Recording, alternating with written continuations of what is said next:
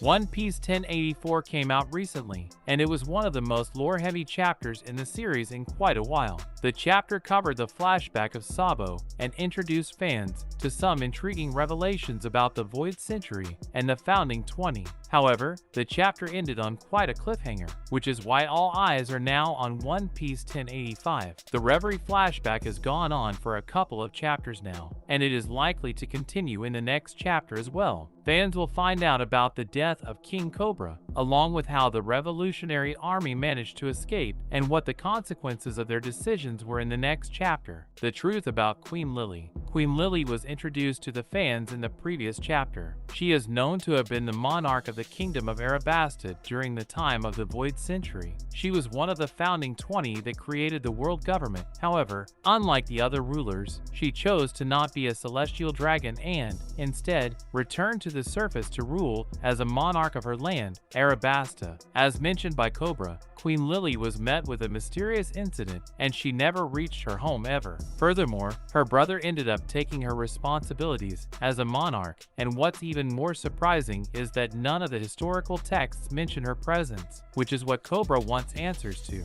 One Piece 1085 will certainly focus on this aspect of the story. Cobra did not just stop there. He continued asking questions about the people of the D, and he mentioned that Queen Lily left a letter behind that had something to do with it. Before he could receive his answer, Emu walked in and sat upon the throne, shocking everyone in the room. One Piece chapter 1085 will certainly pick up from that. By the looks of it, it appears that Emu will finally start delivering as a character. In One Piece chapter 1085, Emu will likely converse with Cobra and reveal the fate of Queen Lily. It appears that Emu is very well aware of what happened to her and is somehow linked to her as well. What kind of connection the two share remains to be seen, however. It is highly likely that they are related in some way. The death of Cobra. One Piece chapter 1085 will likely also show the fans the death of King Cobra. Fans already know that Cobra will end up dying sooner rather than later, and his death will be blamed on Sabo. As such, his demise should be just around the corner at this point. Given that Emu has appeared now, One Piece 1085 will likely see them deliver bits of information about Lily's fate to Cobra and, at the end of it, attempt to assassinate him.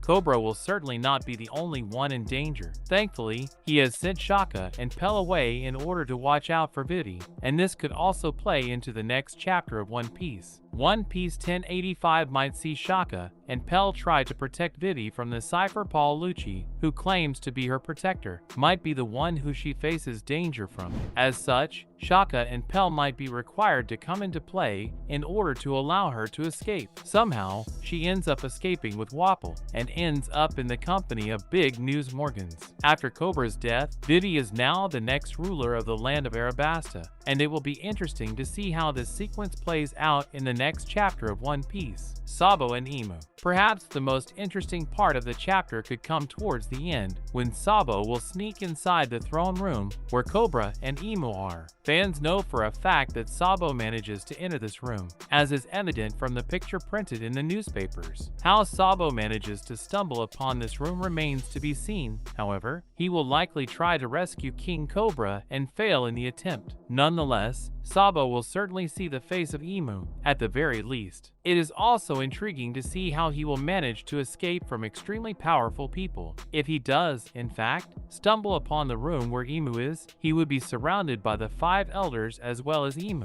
It is highly likely that these characters wield tremendous powers, and for Sabo to escape them would be quite an achievement. One Piece 1085 should throw some light on this, and give the fans an idea of how it came to pass. If Oda is braver than usual, fans might even get to see a moment between Sabo and Emu, which would be extremely interesting. Nonetheless, the events of the Reverie will be wrapping up soon. Fans will likely see the next chapter being the last one to cover this flashback, and finally close the account of Sabo's adventure in the Holy Land of Mariagel. And in other news, One Piece, the new role of CP9, revealed. The CP9 are extremely important characters in the One Piece world. Introduced to the fans in the Water 7 saga, the CP9 were revealed to be a unit of the Cypher Pole Intelligence Agency of the world government. As the CP9 specialized in assassination, on top of information retrieval, they were sent to Water 7 to infiltrate the Galley Law Company and retrieve the blueprints of Pluton an ancient weapon. Eventually, they ended up fighting against the Straw Hat Pirates and faded into the background. However, with the recent chapters, the former CP9 are more active than ever before. The fate of the former CP9. The CP9 played a major role in the Enies Lobby arc, where all of them were introduced to the fans properly. In Enies Lobby, they played a key role as they were charged with bringing Nico Robin to the gates of justice, as well as destroying the Straw Hat Pirates. Expectedly, combat ensued and the CP9 and the Straw Hat Pirates fought intense battles. Despite CP9 being trained specialists in martial arts, they could not defeat the mighty pirate crew led by Luffy and ended up succumbing. Even Lucci himself was not strong enough to take Luffy down and, with his defeat, the CP9 was utterly decimated. Following their defeat, the CP9 was chased by the Marines, and they ended up getting to a nearby island where they raised money in order to help treat the wounded. Eventually, the Marines stopped chasing them, and the cipher pole was taken in by the government once again. Fans did not expect to hear from them as much after their defeat, however. They are an important part of the story right now, especially in the final saga of One Piece, the CP9 after the time skip. After the time skip, the CP9 has become relevant once again, however, this time as CP0 members. It was revealed to the fans in the Dressrosa arc that the former CP9 members could potentially have been promoted to CP0. This was evident from when Lucci showed up towards the end of Dressrosa, and there, it was quite easy to notice that he had actually been promoted and that he was stronger than ever before and one of the strongest that the world government had. The CP0 got even more prominent moving forward. In the Wano Country arc, fans also saw Kaku being revealed as a member of the CP0. In the Egghead Island arc, both Lucci and Kaku showed their fighting capabilities to the fans when they took on Luffy and Zoro in combat once again. Later on, they even teamed up with the Straw Hat Pirates to fight against the Seraphims. While Lucci and Zoro certainly did show up, fans were wondering if they were the only two members to have them promoted to CP0. After all, they were the two most capable members of CP9, other than maybe Jabra. In One Piece film, Red, however, it was confirmed to the fans that there are more members in the CP0.